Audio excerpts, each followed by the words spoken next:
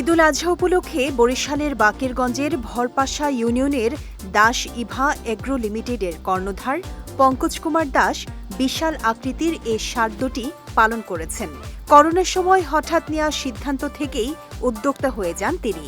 এরপর কঠোর পরিশ্রমে নিজ গ্রামে গড়ে তোলেন খামার। এখন তার খামারে কয়েকটি পরিবারের কর্মসংস্থান হয়েছে। আমরা 4 জন এই ফার্মে কর্মচারী আছি। আমরা ঘাস এবং এই পয় পরিষ্কার দেখাশোনা করি।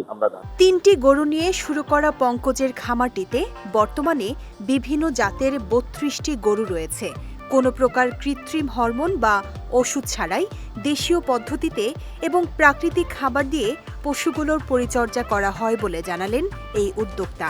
আর এবছর আমার প্রধান আকর্ষণ হলো নিজের যে গরু তার বাচ্চাকে আমি ডেভেলপ করেছি 2টা কোরবানির জন্য, এবং এখানে সম্পূর্ণভাবে নিজেদের তত্ত্বাবধানে নিজেদের ঘাস চাষ আছে। জার্মান ফ্রিজিয়ান ঘাস আমি চাষ করেছি প্রায় 3 একর জমির উপরে। আবার আমার ভুট্টা ছিল, ভুট্টা থাকে, প্রতি বছরই নিজে ভুট্টা উৎপাদন করি। সেই ভুট্টাই মারাই করে ওদেরকে খাওয়াই। বাজার থেকে যে ফিড কিনে খাওয়ানো সেটা আমরা মূলত এখানে ব্যবহার করি না।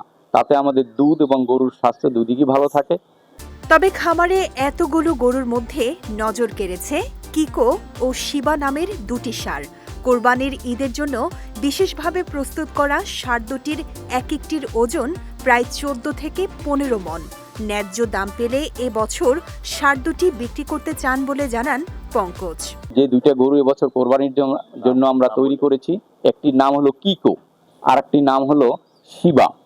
এরা দুজনেই এখন প্রায় 13-14 মণ বা একটু বেশি হবে, লাইভ ওয়েট আছে আর কি তাদের।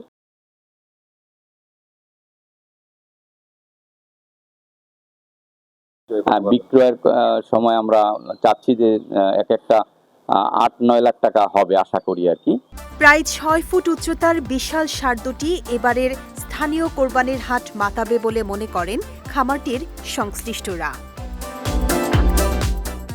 বিজয় টিভি নিউজ ডেস্ক।